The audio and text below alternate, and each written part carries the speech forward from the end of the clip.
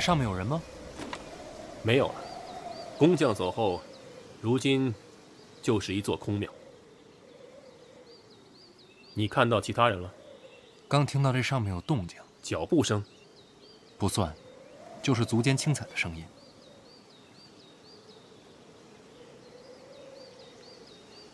这也没有地方藏人呢，会不会是飞鸟停留？也有可能。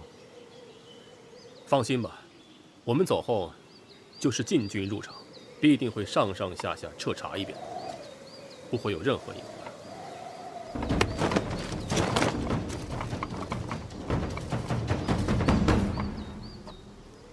好景色。皇室每3年赏菊大会都在此处，就为了这般景色。3年前，我还不在京都。小范大人容生之素，古之罕有。走吧，回去吧。好。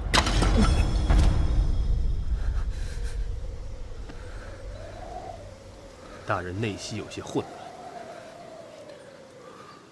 没事儿，我这功法有时不受控制，已经没事了。大人功法，在下不便多问，但内息混乱，总之不是好事。该问问你的授业恩师。没人教，我自学的。这样自学。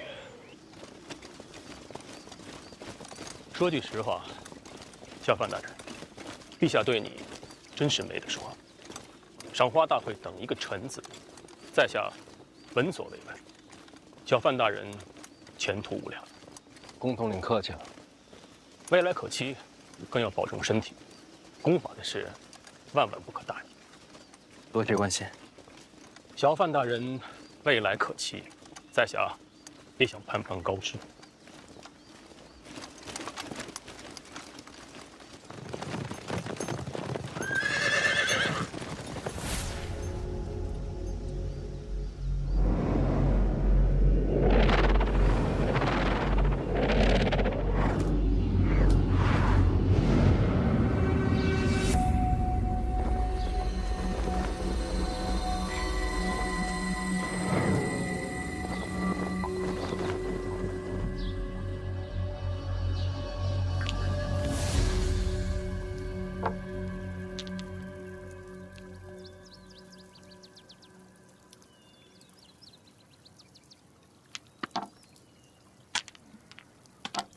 得，我又赢了。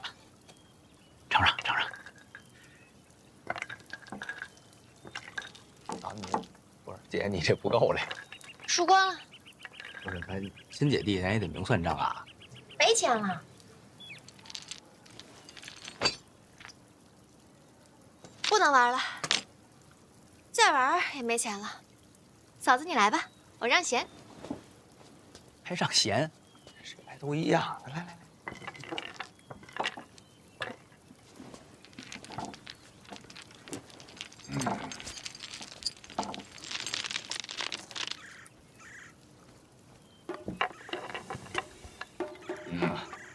媳妇，快！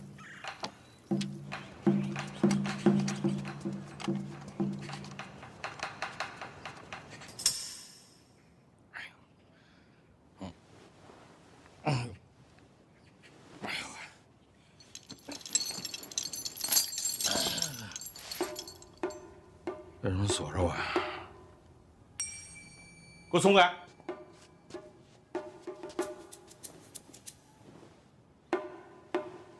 聋了？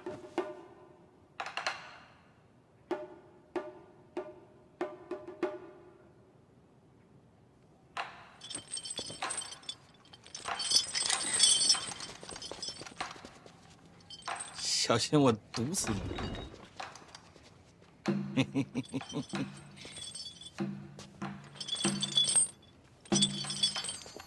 我毒死你们！这里可都是你的人啊！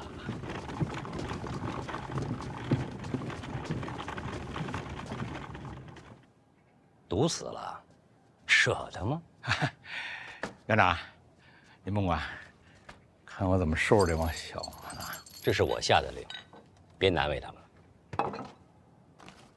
您要惯我？趁热吃。为何管我？吃吧。是武大人对我动的手？这个年纪啊，吃饭行事都要有节制了。这回回京都，我只办一件事儿，追拿凶犯。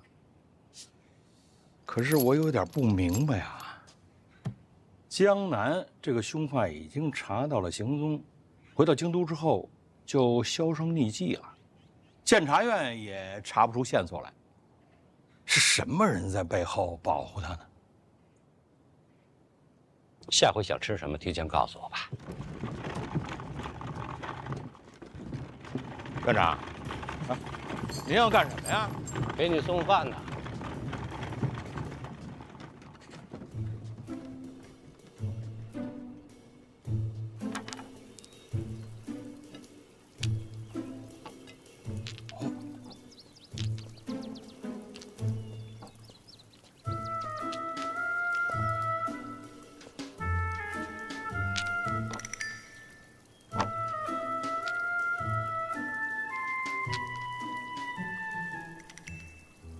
嫂子，您这也不像头一次玩的呀。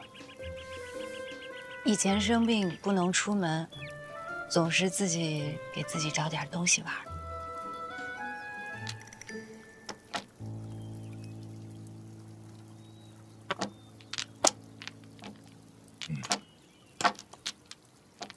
来，咱继续。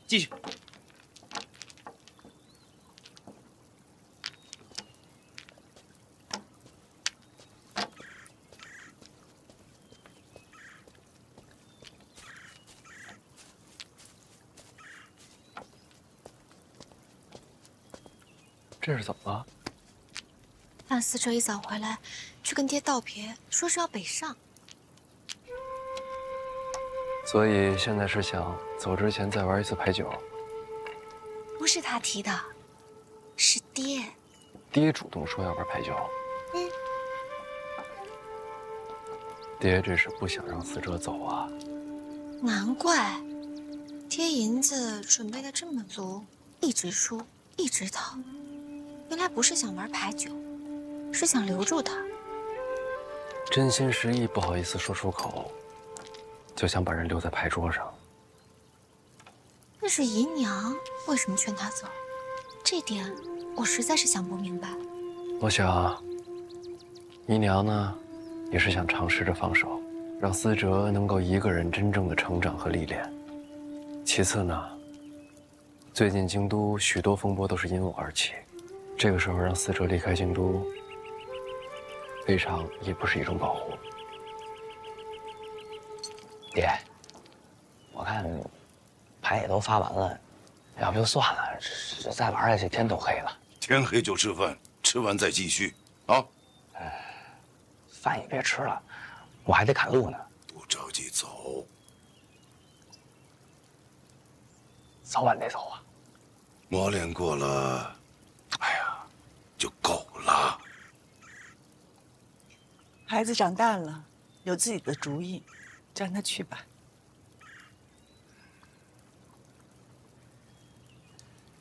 那这样，爹，一局定胜负。我要是输了，我就走。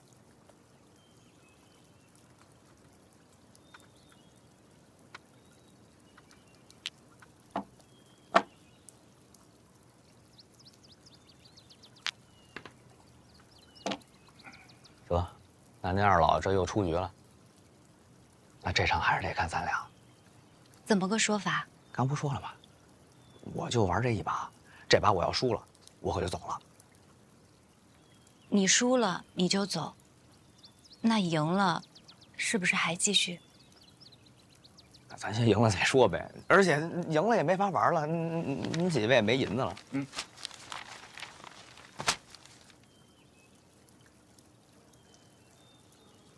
哎，对，你这玩物丧志了这。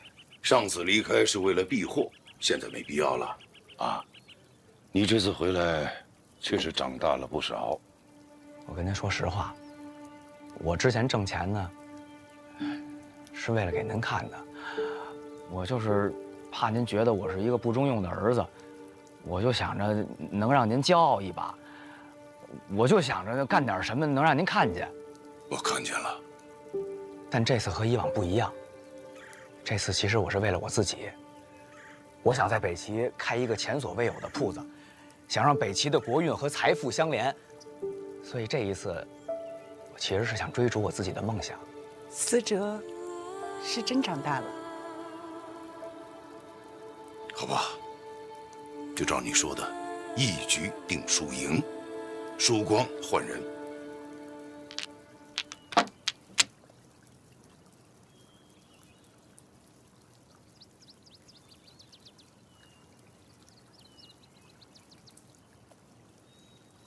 爹，我是应该输还是应该赢啊？哎，嫂子，你这不尊重对手了？你这赢跟输是你说的算了吗？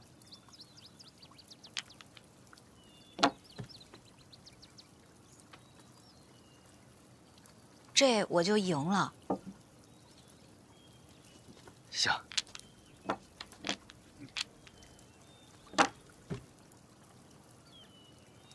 这我就输了。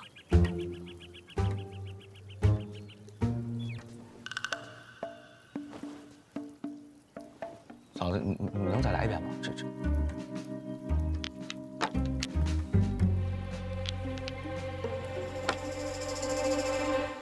哎呦，嫂子，这是戏法啊！你这是？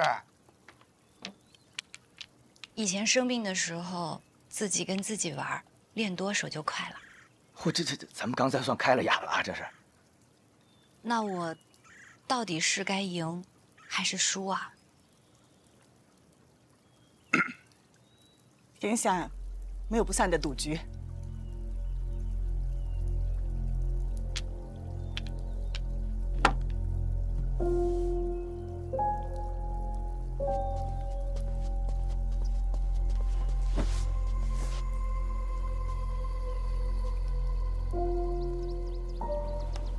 爹，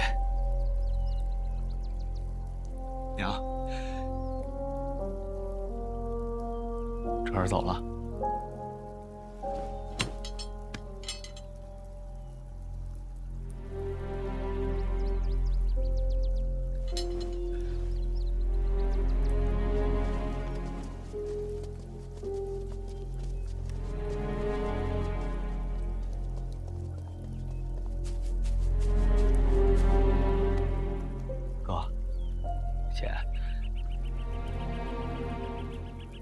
爹和娘就拜托你们了。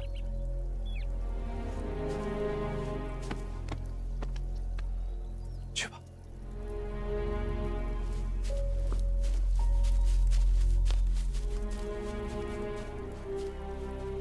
哥，我嫂子那招，我回来你让她教我啊。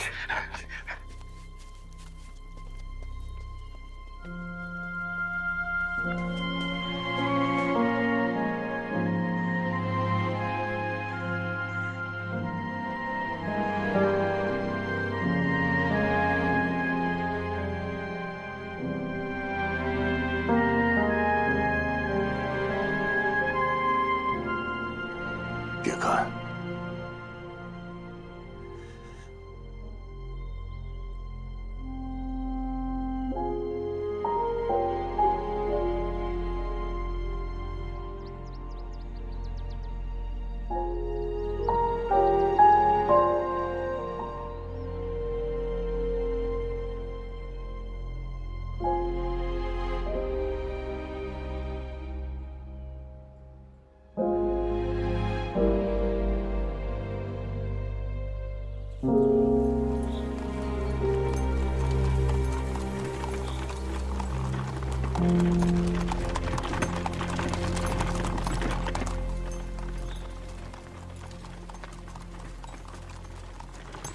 什么情况？哎，大爷，怎么堵成这样？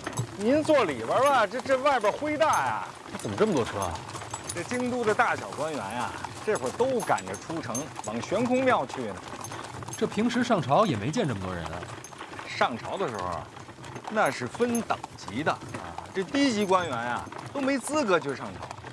而这上朝的官员吧，有些也都走着，他不坐车，路上啊，正好还能吃个早点。可是这要去悬空庙啊，大小官员都得坐车，所以就挤成这样了。上朝不是都有资格，赏花就都能去了？天下同乐嘛，当官的都能去。这话说的，天下都是当官的，老百姓呢？老百姓当然就不能去了。天下同乐，草民不算。有这当官的呀，替他们乐，连乐都得别人替吗？要不怎么叫父母官呢？这操心的事儿太多了。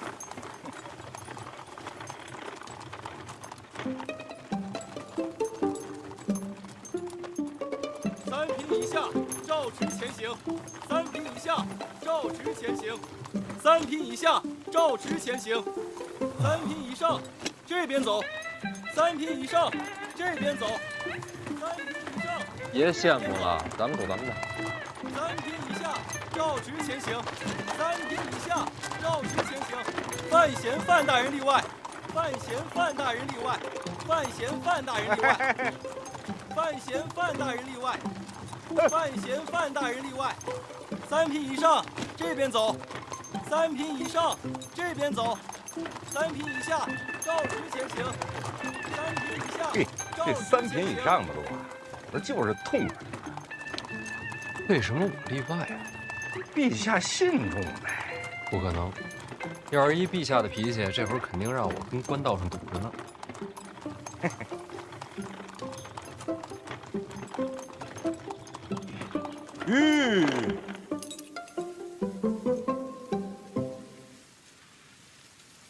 快，这朝着不对啊！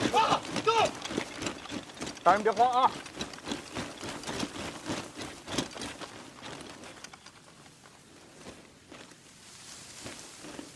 有危险，我先撤了啊！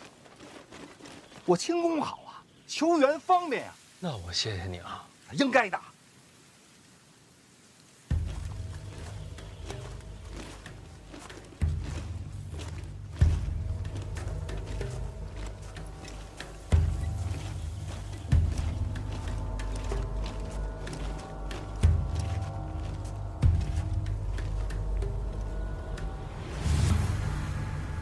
小范大人，久仰大名，我是叶仲。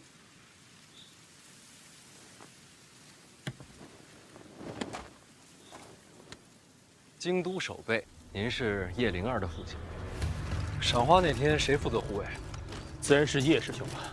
叶师兄，就是叶仲，叶大人。京都守备叶仲，他是你师兄？卿师兄。我家师弟跟小范大人交过手啊，不算交手，就过了一招。小虐常夸小范大人身手不凡，不敢当。你跟我师弟过招，跟我女儿过招，不跟我过招，那岂不是瞧不起我？这什么逻辑啊？就一招。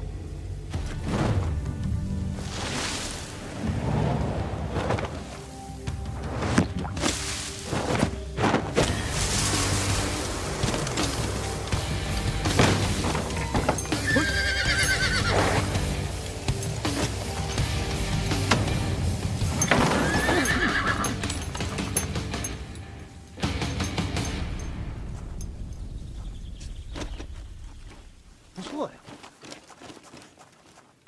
错，有9品没？能过招。啊，真是后浪推前浪啊！撤。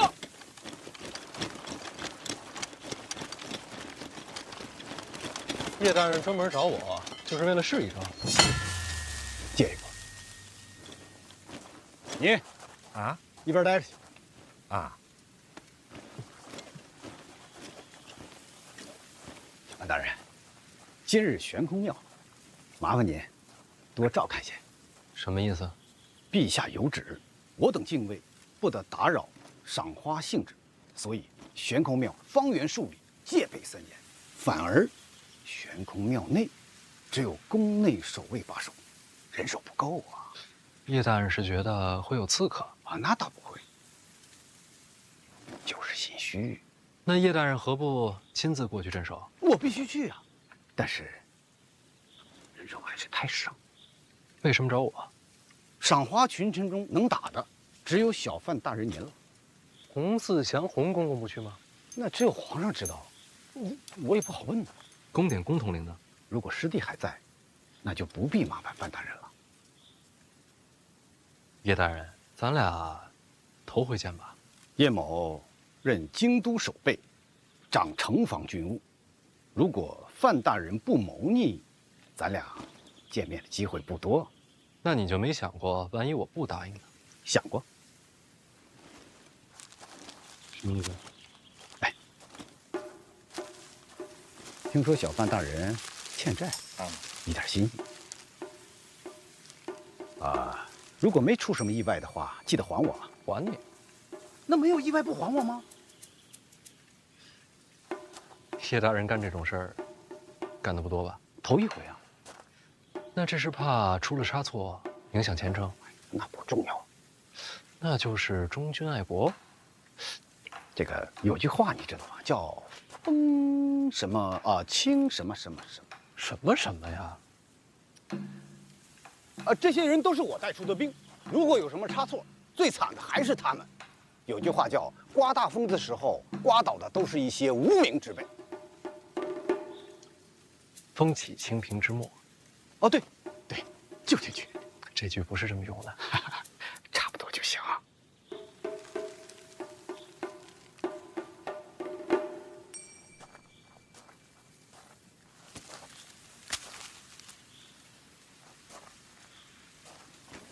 不够，等真出了事儿，再给我也不迟。哦，那这么说，范大人就是答应了。不过叶大人放心，赏花大会3年一次，4次平安，这世上哪有那么多意外啊？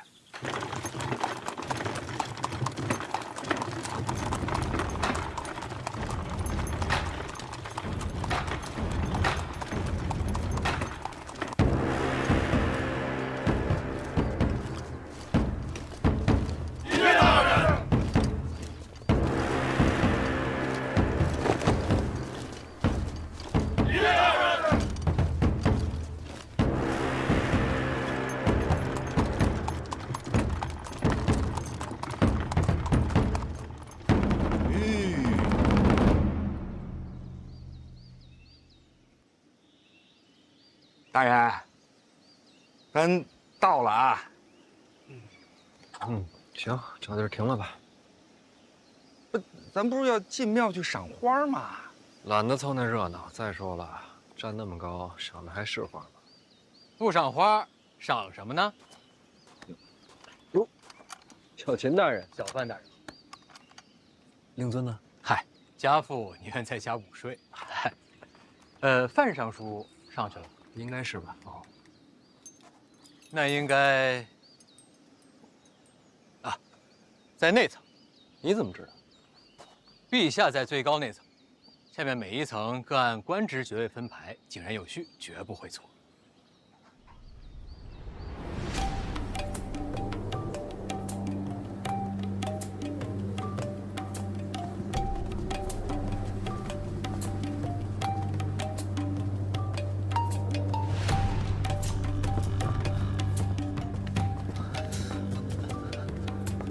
别怕，结实的很，摔不下去。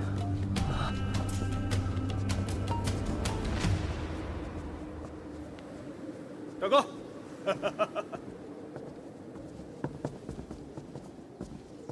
小不点怕高？3年前还小，没来赏花，天知道，这么吓人。这有什么好怕的呀？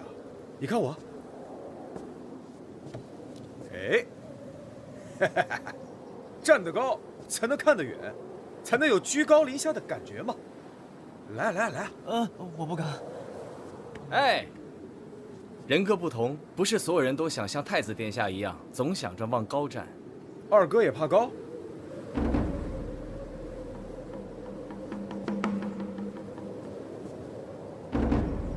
高不高的不重要，有有摔下去的才好看。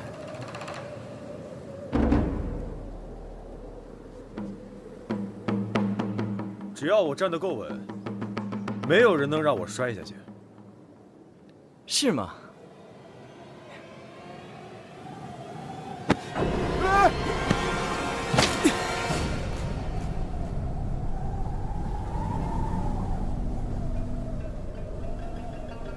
站得稳没用，得有人护着你。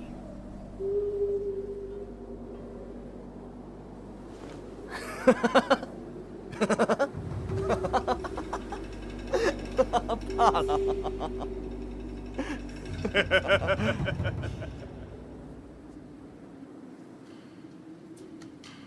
感谢二哥，救命之恩啊！好说。臣等恭祝陛下福寿安康，大庆国祚永年，陛下万岁万岁万万岁！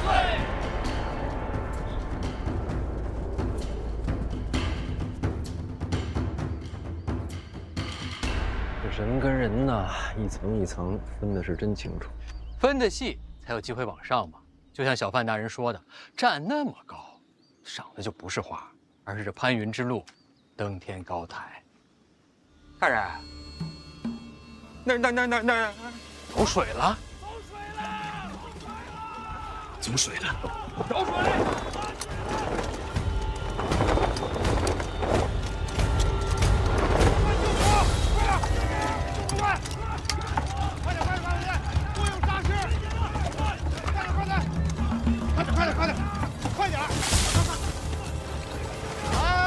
小范大人，你怎么还不去副驾？好吧，协助叶大人查清火源。是。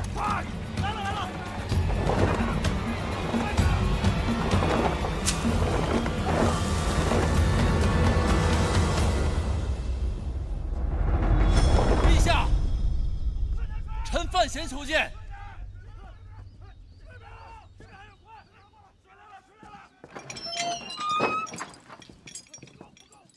陛下，有人放火。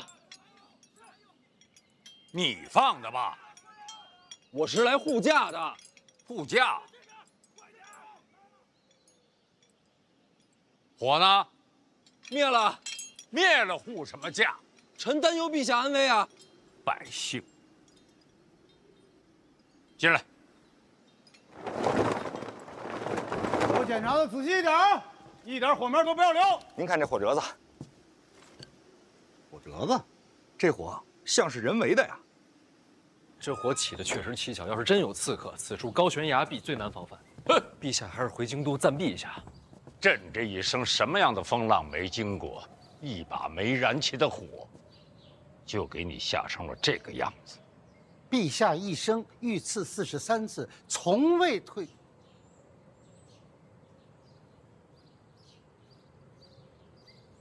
所以陛下今日旨意还是不退，还不服啊？完全不服。你这是抗旨？不是我想抗旨，遇到今天这种情况，在场各位都想抗旨。我没有。陛下是庆国之主，也是万民之主，一人身系天下安危。如今悬空庙有自杀风险，陛下下旨不退，这旨意我等要是接了，才是对陛下忠诚不绝对。所谓忠臣，就是即便抗旨，也要护陛下周全。不是花中偏爱菊，此花开尽更无花。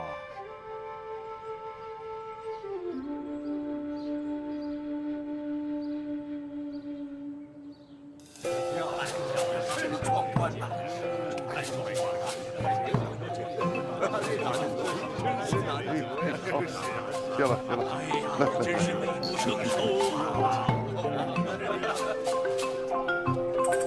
陛下不妨问问几位殿下是否和臣想的一样？父皇，范闲说的不无道理。陛下一人系天下安危，不可不察。你们可是真能说呀！句句肺腑之言。奇怪，范建怎么教出你这么个儿子？回陛下，臣在儋州长大，无人教导，野蛮生长。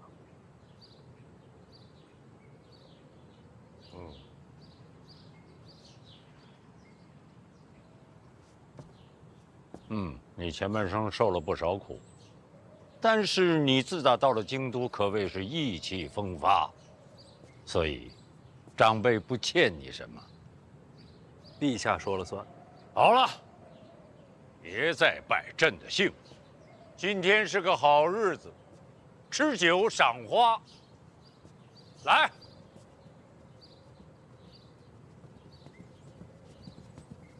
我们喝上一杯。陛下万岁万岁万万岁！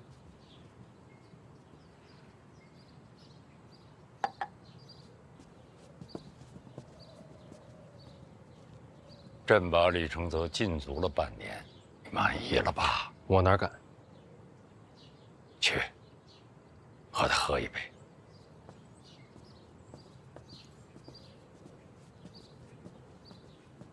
殿下，你我之间不是私怨，该满意的也是国法，并不是我。你我之间总要做个了结，等着那一天，来日方长，指日可待。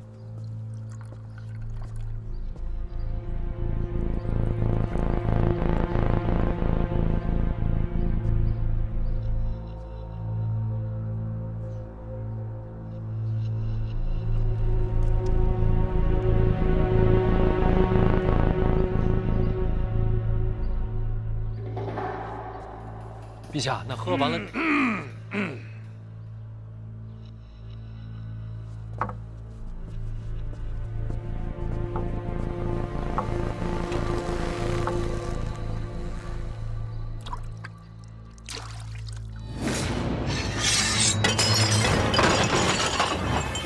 有刺客！保护陛下！保护陛下！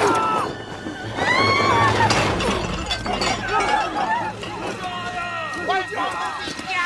保护陛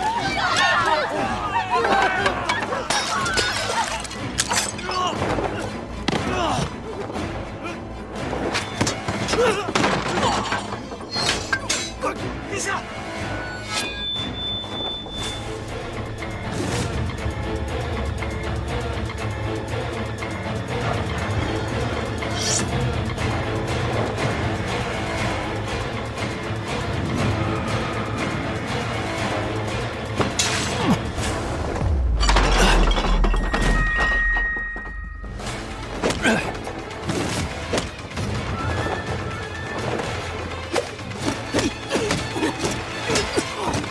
拿下！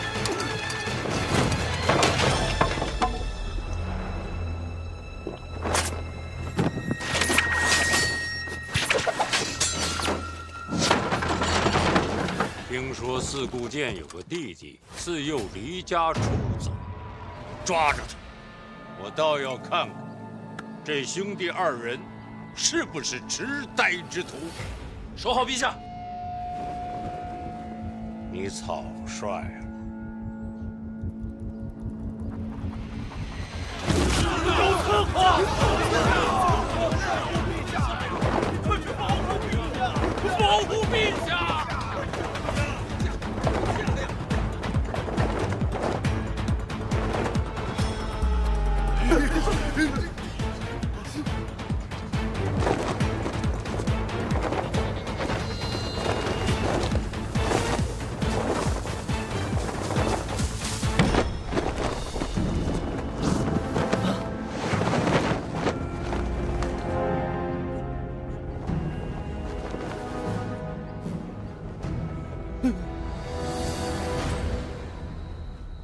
陛下，陛下，怎么范闲一个人追过去了？你怎么不关心朕的安危啊？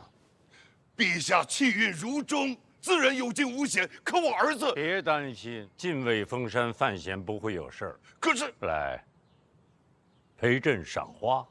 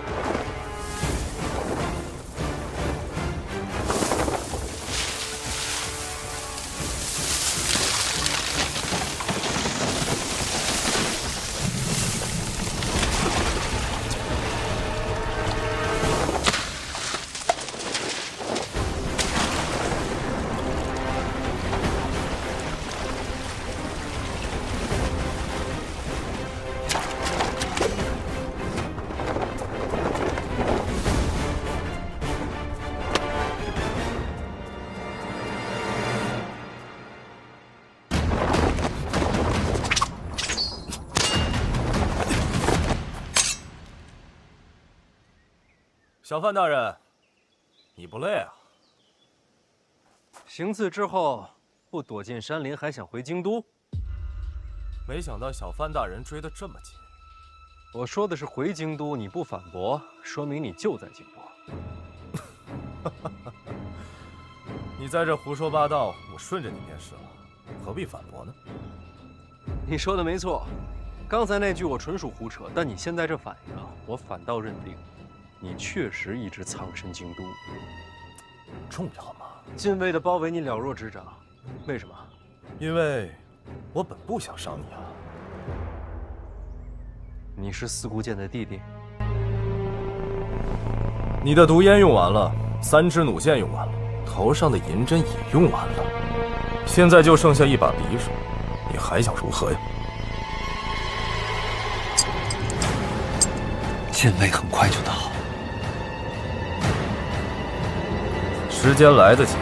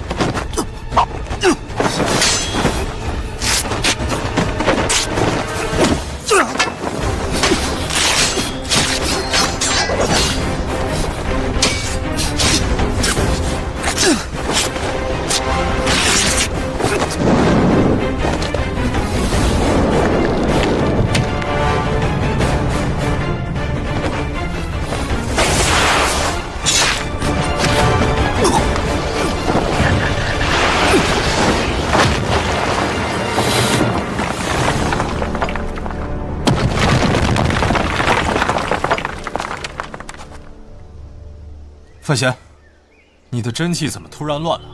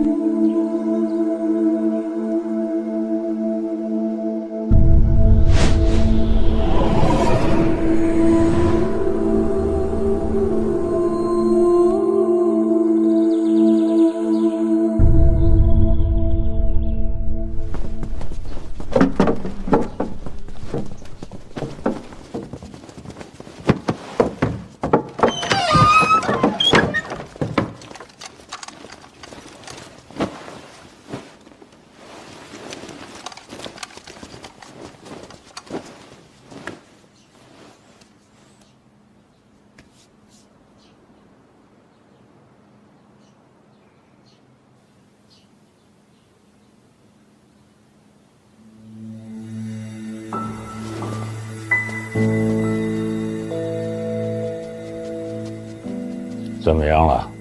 陛下，有些麻烦。他不就是中了一刀吗？刀上有毒，解毒啊？是什么毒还不清楚。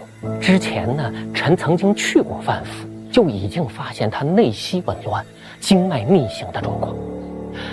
回到太医院，臣查了不少的医书，这才判定，小范大人的真气是不受控制了，造成了内息逆行。这一战小范大人真气失控，遭受了外伤，又中了毒，这每一样都是要命的，更何况急于一身。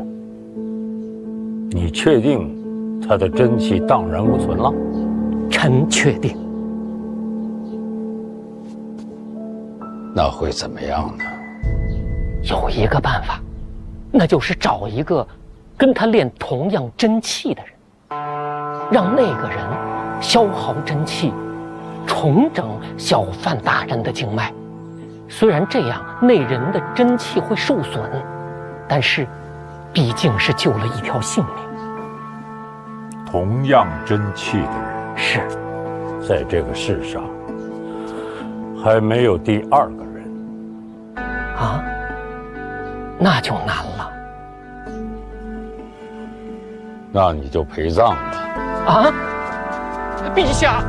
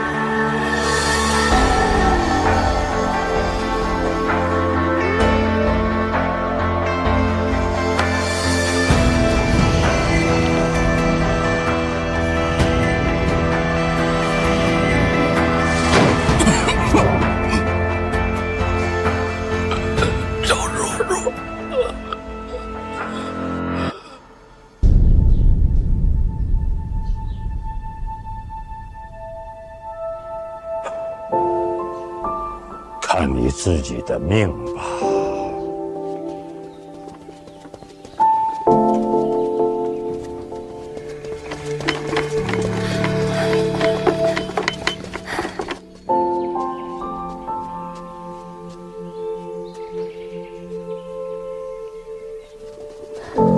这位就是范府嫡女范若若。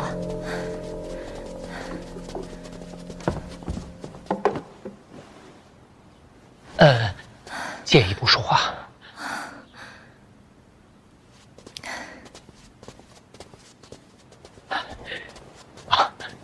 若若姑娘，你懂医术？我哥教过我。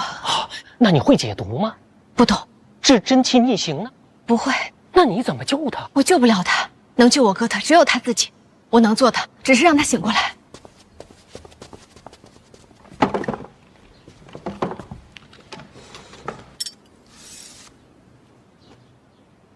那姑娘准备怎么做？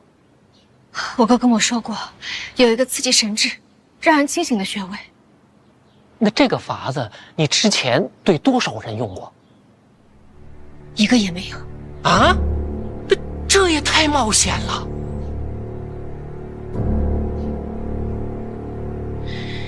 如果不用针，能醒吗？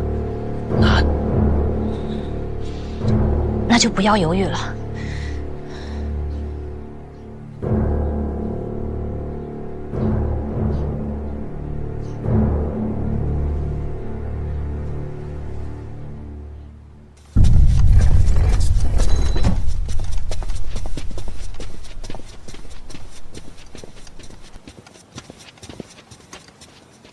散！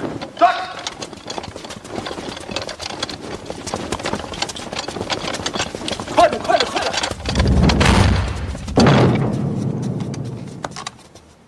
怎么样？自己人无妨。范闲醒了，他亲自开口，原话是：要3处冷师兄入宫。好。刺伤范闲的白衣剑客消失无踪，可以确认的是，他在京都。你继续查。那个人是四顾剑的弟弟。陛下的眼光不会错的。九品上的身手，躲在京都，监察院却丝毫不知。虽有蹊跷，我要找出答案。禁卫布防他都了如指掌，您觉着这代表了什么？有内贼！我查了此人的案卷，结果呢，一片空白。这不合理，这般人物多多少少都会有文册留存，所以我怀疑，监察院内就有刺客内应。和四顾剑有关的文册，只有各大主办和我有权调用。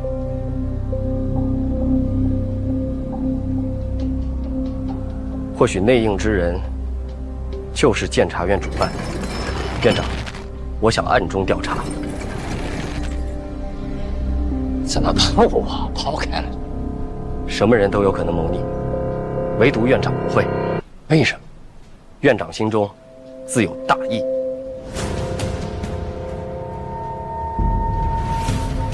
继续查吧。是。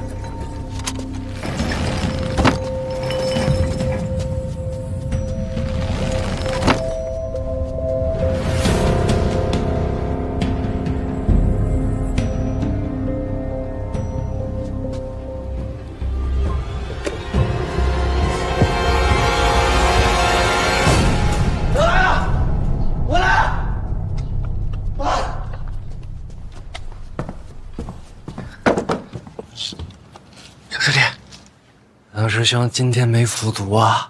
哎呦，这幸亏没服嘛，那不然耽误大事了。小师弟，你知道中的什么毒吗？知道。好，那就能解。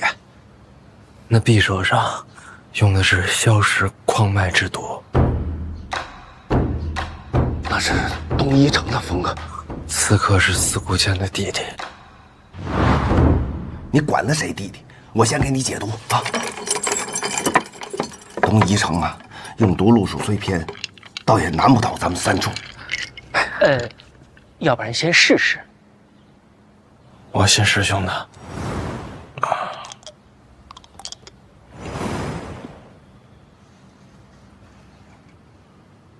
这是内服，我现在给你外服，我得现磨啊。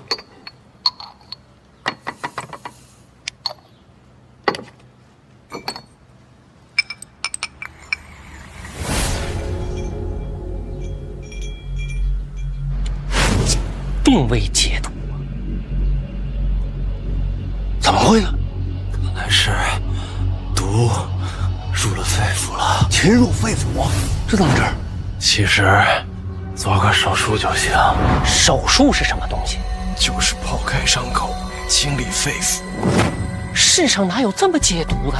这开膛破腹，人不就死了？什么都不做，也是等死。这闻所未闻的事情，谁能胜任呢？需要一个手特别稳的人。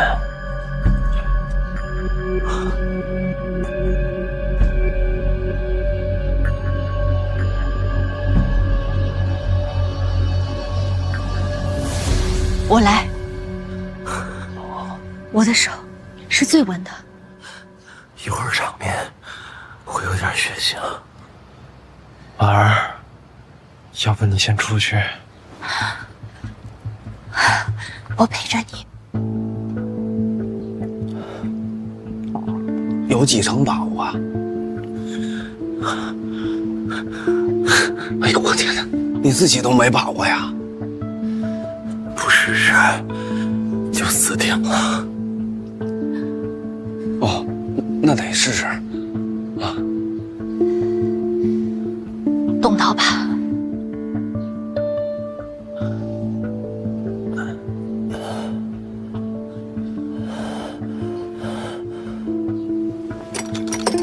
等等，动刀之前还有几个事儿要准备一下。你说。慢点，慢点。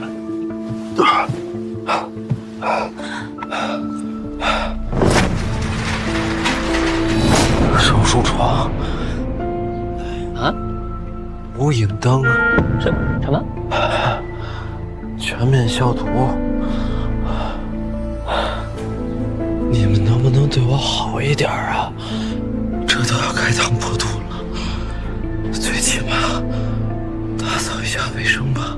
哦，好。这世上有种东西叫细菌。什么细菌？啊？肉眼看不见的细菌。什么细菌？别废话了，按我哥说的做。好。躺下。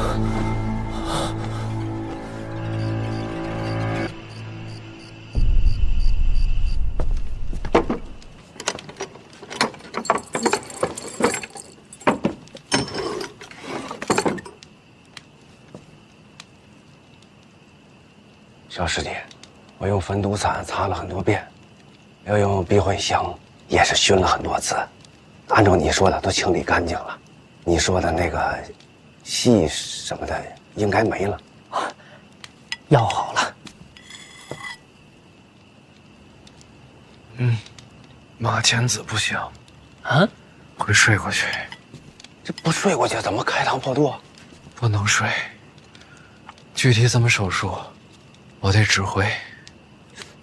你自己不行吗？可我只划过水果。师兄，用格罗方吧。这个从古至今啊，从天到地，就没人敢这么用过。今儿咱们就开个先河。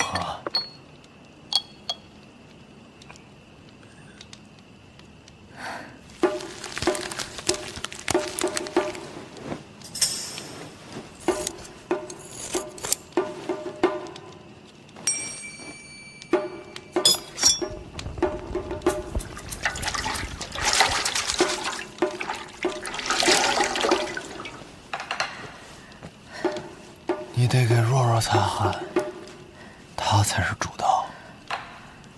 哥，开始吧。哦，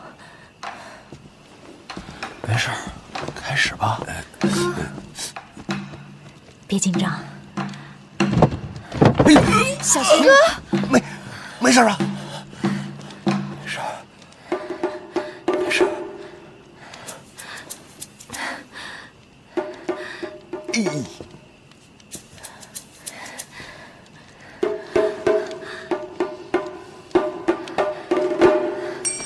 你怎么一直不动呢？你竖过来。你手挺稳的。我只划过水果。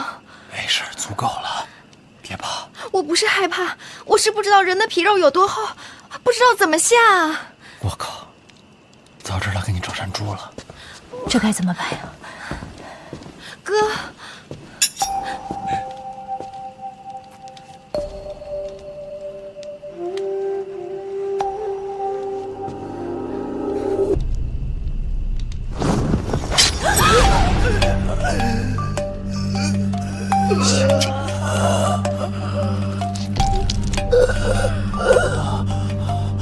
继续。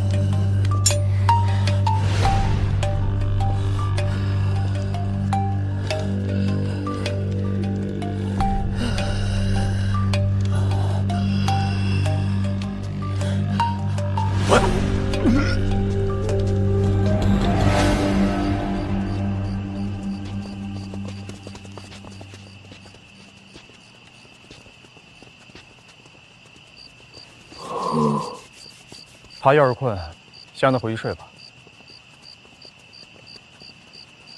范闲救了他的命，他怎么能睡呢？我不困。娘，大表哥他没事吧？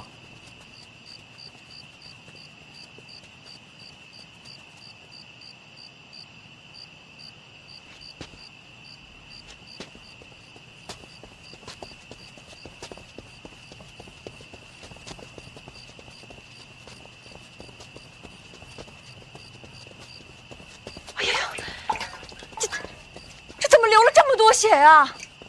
吉人自有天相吧。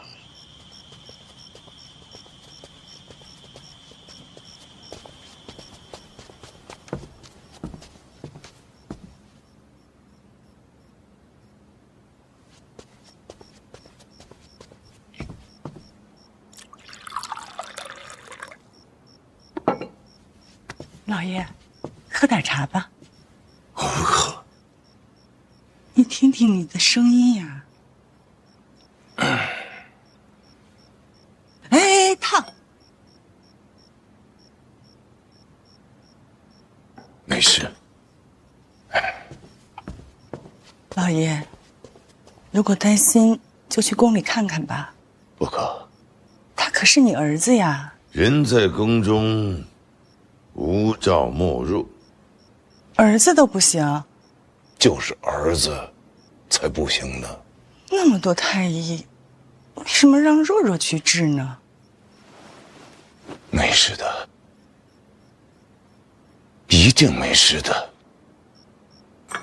哎，烫！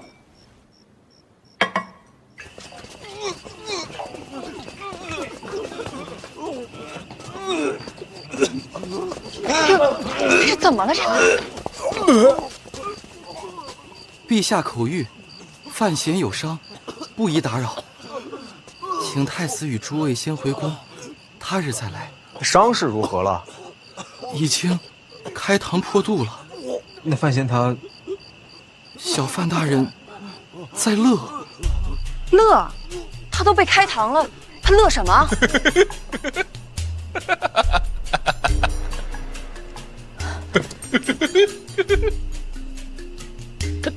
他笑什么呀？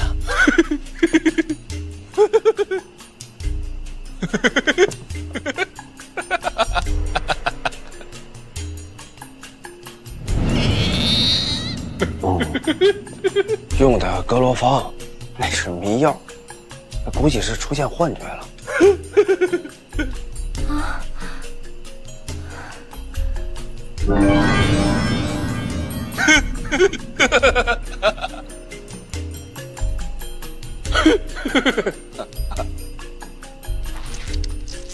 哥，你伤口流血了。解毒，止血，然后按我教你的缝上。别紧张，哥信你。好。缝上，用什么缝？用针。那用什么线？用棉麻线？桑皮线。桑皮线怎么做？用桑树根把树皮剥掉，用内部经络做成线，缝于皮肉，最终长成一体，像这样。那具体怎么操作？先让若若用心医治，事后再详尽告知。哎呀，是我疏忽了啊！你赶紧先救人，先救人啊！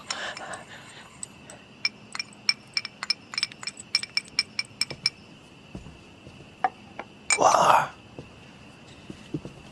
怎么了？哪儿不舒服？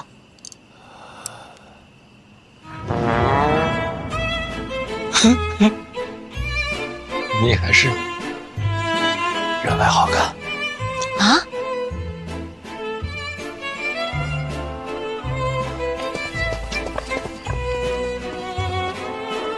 图书馆，冰淇淋啊！下课了，那哥们儿，你一会儿替我点个到，再眯会儿。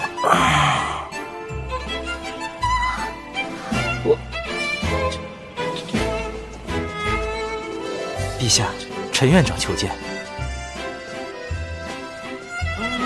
班主任来了。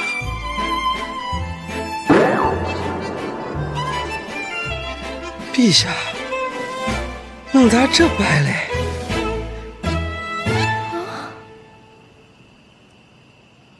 什么意思YYDS。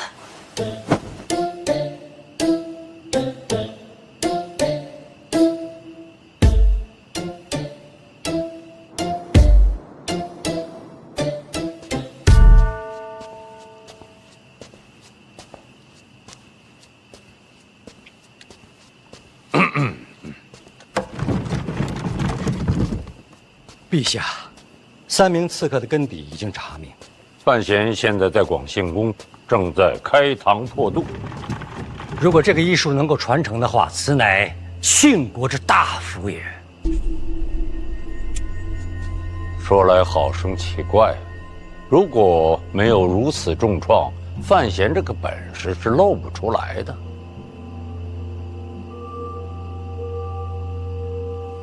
随他娘。你说范闲身上还有没有其他的本事？有任何本事都会献给陛下，是吗？为了救驾，连命都不要了，什么比命还重要？有道理，进来吧。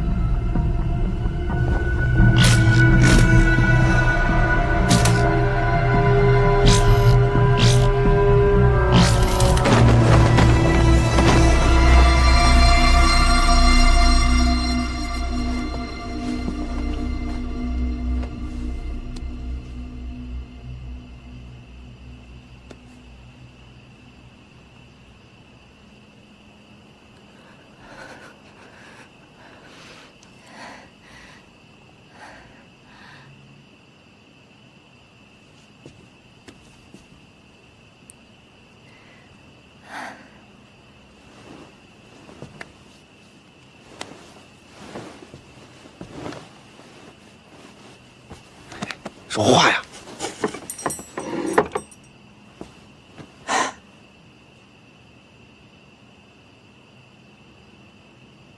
听闻谢了。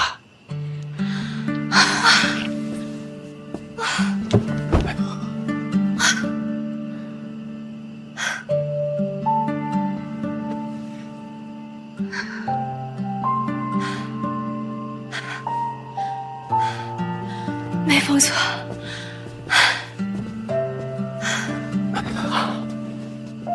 范小姐，此等医术可退鬼神。属李某斗胆恳请范小姐看在倾国百姓的份上，传赐绝学。等哥哥醒了，我再问问他。我现在叫醒他。伤成这样了，合适吗？哎呀呀，惭愧呀！你看我这糊涂的，光想着这医术传承了。行，该收拾东西。哎呀，让我小师弟好好休息。来。哎呀，让小范大人好好休息。明天我再送汤药来。真好学呢。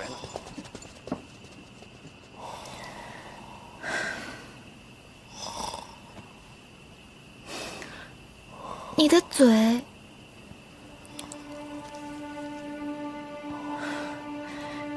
紧张，嘴唇要破了。我也是，手术都做完了，才开始后怕。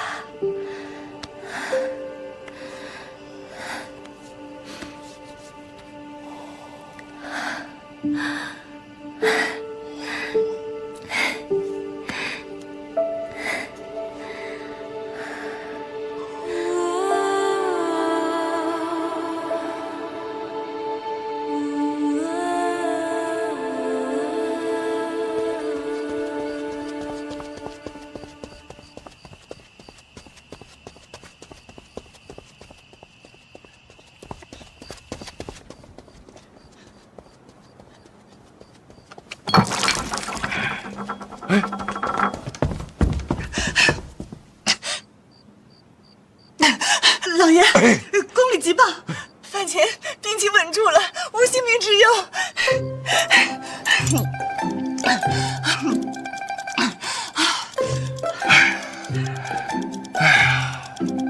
不出所料，